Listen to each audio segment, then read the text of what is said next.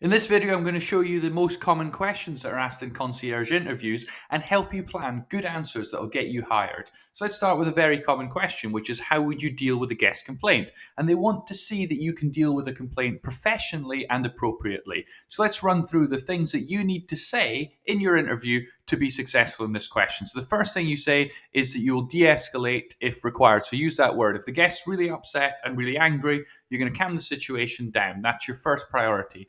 Then you're going to listen attentively to the guest. It's not just like you're sort of listening, you're really intensely listening, and you're actively showing the guest that you're taking their complaint seriously and that you're really interested in what they have to say. Then you're going to say you're going to understand the guest's desired resolution. So what has went wrong? Why are they making this complaint? What do they need done to fix it? You may not be able to do exactly what they're asking, but you need to first understand what they are looking for as a resolution. That's a good starting point. Then you're going to say that you're going to follow the hotel's policies at all times. So whenever you're resolving a customer's complaint, you're going to be aware of what the hotel's policies are. So if someone demands 1 month free in the hotel, you're probably not going to be able to provide that. So you have to have an awareness of the hotel's policies and how these things are dealt with. Then the next thing you say is that your goal is to fix the problem and restore customer service standards. So if something's gone wrong, the number one thing to do is to make sure that problem is completely fixed and that the guest is highly satisfied, and that even though something may have happened that wasn't perfect, it's been fixed, it's been dealt with, and the guest is now happy. The other thing you can mention is the herd technique, which is originally developed by Disney to deal with customer complaints. And they train their staff to follow this. So they say, hear, that's about listening, empathize to show that you understand their complaint, apologize, resolve it, and then the last step is diagnose, where you actually look at why did this happen? What was it that the hotel or organization did that caused this to happen, and how can we prevent that happening again? And you'll liaise with management to keep them informed and work with them to help prevent this problem coming up again. Because there's no point resolving the same complaint 8 times. Just get the complaint once and fix it forever. That should be the goal. So let's move on and look at the next one. There is a quiet period on your shift. What do you do? And what they want to see is that you're not going to stand around and do nothing. And you're also showing a little bit of awareness of what the actual job involves and how you can be proactive. So here's how you answer it. So the first thing you say, you be very clear about it. I'm never idle and have a strong work ethic. So if it's quiet, you're not going to stand and do nothing. You're going to keep yourself busy. The next thing you say is that you keep it very general. You say that during a quiet period, you would look to support the smooth running of the hotel. So it's very general. You're going to do what's needed to make yourself useful and help the hotel deliver excellent customer service and a great guest experience. The next thing you say is you would ensure that the front desk and reception area is spotless. That's one of the first things you may do if you have just a few minutes spare, is that you could be involved in a little bit of cleaning and making sure it's all just perfect around your area. Then you could say that this could be a good time to complete outstanding admin tasks, again keeping it very general.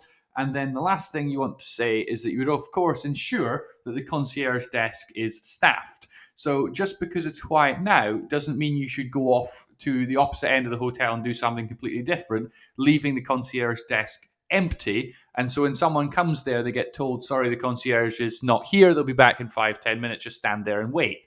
That's not very good. So you have to be mindful of that as well. So basically say each of the things on those arrows and you'll have a great answer to this.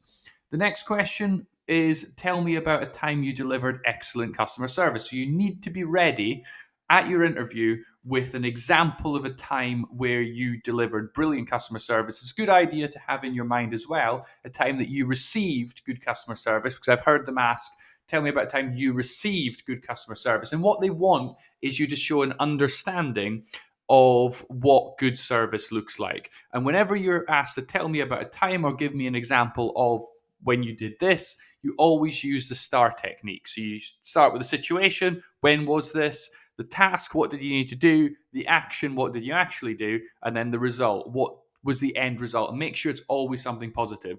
I'd recommend as well that you have an example prepared of when you made a mistake and make sure you fixed it and it didn't cause very much problems, when you had to prioritize lots of tasks, and then related to this question, when you went above and beyond, where you did more than what's expected. So I've got a good example here of really outstanding customer service, and it comes from the Wynn in Las Vegas, and it's Steve Wynn, the founder and owner, majority owner of Wynn Resorts, pointed this out as an example of amazing customer service that they delivered in the hotel. So this is going to show you what a really good answer looks like. So the situation in their hotel was a customer at my hotel left their medicine at home and was very, very distressed.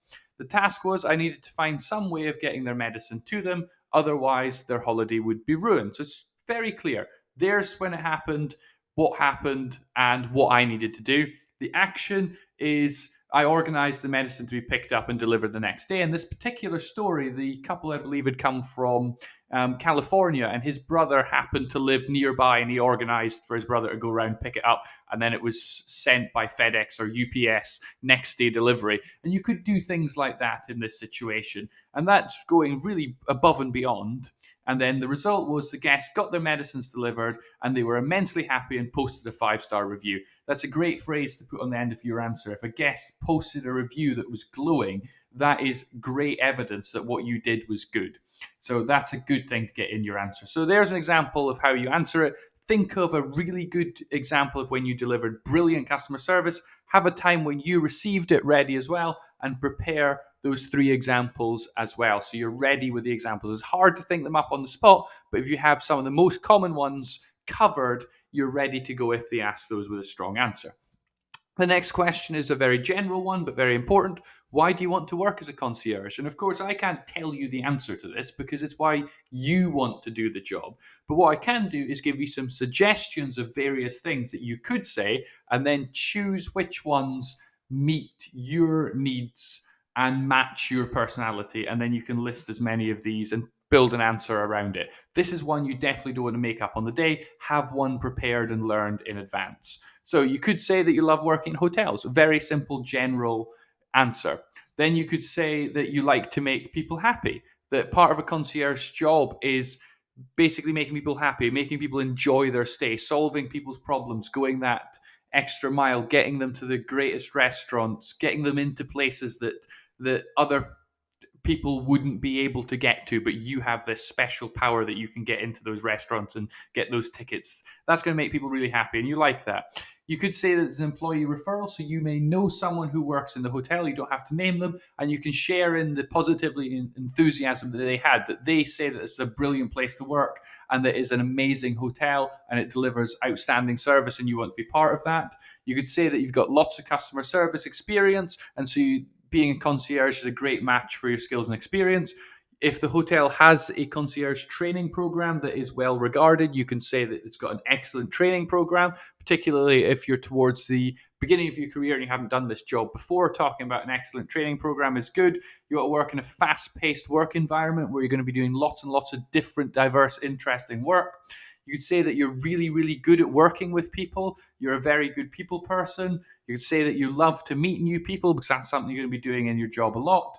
If you're really great at solving problems, you can say you're a good problem solver and you will enjoy solving difficult problems that guests are going to present to you. And if you do have any certifications from professional bodies in the concierge or hotel industry, that's a great thing to also mention. So you're linking it to your qualifications, your skills, and experience. So I would pause it here.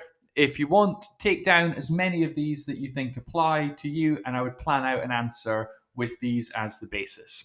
Then let's look at another question. What do you know about our hotel or our company? And it is a bad idea to go to any interview without knowing the company or the hotel, because they're not asking this because they want to see just how much you actually know and test you on it. Usually what they want is someone that actually bothers to do preparation. They think if they're going to hire someone that hasn't bothered to prepare for an interview, they're not going to be a good employee. So what you want to do is show off that you've done some great preparation. And of course, I don't know what hotel you're applying to. You could be applying to any, so I can't tell you the answer to this. What I can do is show you how to prepare for it. So I've got this massive table here, and it's not actually as big when you actually get to do it. It won't take you long. It'll take you 10, 15 minutes. But if you were to fill in this table here, feel free to screenshot it, write on it, write it out. whatever you need to do, and learn the answer. So you've got a statement, and then you've got the answer. So the year it opened, memorize that. What company owns it? Is it part of Accor hotels? Is it part of some other intercontinental hotels? Make sure you know that. How many rooms does the hotel actually have? How many hotels does it operate? How many stars? These are all very, very simple things that you can easily find out on the hotel's website, the Wikipedia page. Or another thing that you can do is if you read the annual report of the company or an investor presentation or something like that, it'll give you a really in-depth understanding of the business. So take some time, 10, 15 minutes, fill this in, learn it, and you'll be ready to just shoot out a brilliant, detailed answer to this question. So I hope this was helpful to you. If it was, please like and subscribe below and post in the comments what questions you were asked in your concierge interview. And finally, thank you very much for watching.